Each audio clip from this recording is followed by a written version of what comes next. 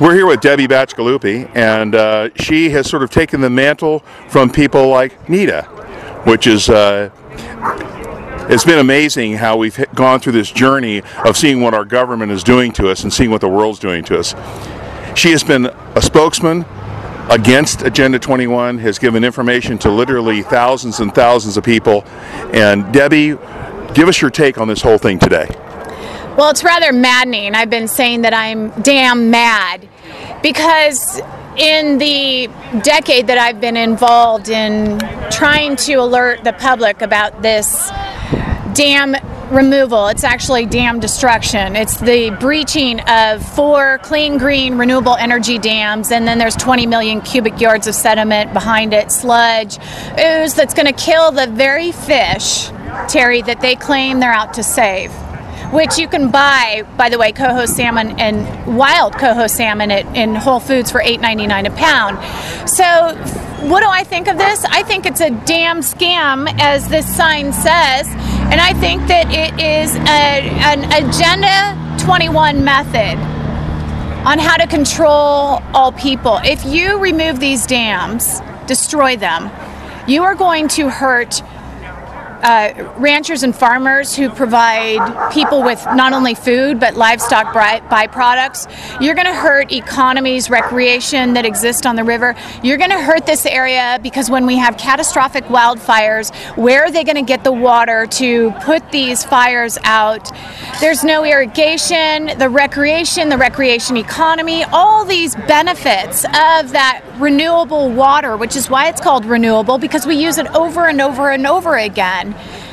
It's really a tragedy, and it's government imposed. Well, here's the thing I have a question about, and you'd raised this last night. You spoke in a meeting to around 100 people, enlightening them on Agenda 2030 and Agenda 21. You'd mentioned something about Congress and this issue. My question to you is what jurisdiction does Congress have, and can they really do anything to help other than just say, we're for you, we like you, we agree with you? What can they actually do when it comes to action to helping the people up here? Well, here's what Congress can now do, because Congress has literally been taken out of the agenda, agenda to stop. Are you alluding to the 501c3? Is that what you're? Yeah, that Congress, because Congress didn't act quick enough. What didn't they act quick enough for? Funding to destroy these dams. The federal government has taken it out of Congress's hands. In other words, it's taken it out of we the people, because Congress is supposed to represent we the people. So the federal government has done an end run around Congress, in other words, we the people.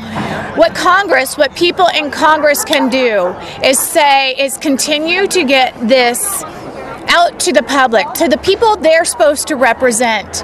Well, my question is that the legal position of that is that Congress actually holds the purse string. So if I have the checkbook and you try to go around me, but I have the checkbook, you kind of go, but I have the checkbook. So what are they doing in that venue, and how is it that Pacific Corp can get around that? Well, Pacific Corp is a private company, so if they want to fund it themselves, they can fund it themselves. But under California's Prop 1, the water bond, the taxpayers are funding the over $250 million for dam removal or dam destruction. The ratepayers in Siskiyou County, my parents, every month from Pacific Corp are, which is the clean, green, cheap energy that comes from these dams. Every month, my parents, even though they're against dam removal, and all the citizens here are having to pay at least $2 a month that goes towards dam removal. Same with Southern Oregon. So it's not going to be, Congress may have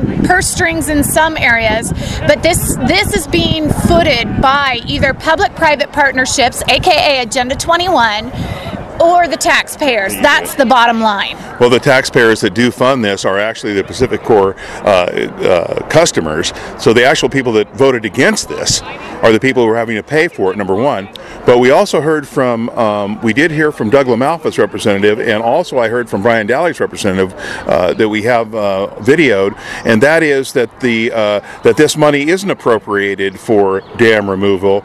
It's not appropriated at this point for said dam removal, and that other people want that money. So I guess what we have to find out is which one is it? Is that appropriated for removal of dams, or is it appropriated for other things? Which we'll have to ask both those representatives what they meant by that. But anyway, the one thing I want to ask you too, first of all, I want to thank you. You're welcome. You are an amazing young woman. I mean, this woman travels everywhere on her own dime. She does everything she can to help us fight liberty tirelessly, and I want to thank you as a friend. I want to thank you, and folks, if you ever get a chance to see Debbie Bacigalupi with her Agenda 21 presentation or 2030, it is a cannot, do not. You would be insane if you ever miss her. If you have an opportunity to listen to this young lady speak, do it. She's full of information, and thanks again. You're welcome. Hey, and remember, in 2030, no one's left behind. So you may be saying, oh, it'll never affect me. Don't kid yourself. We are all impacted. You may not feel it now, but by the year 2020, 2030, promise you will be feeling it.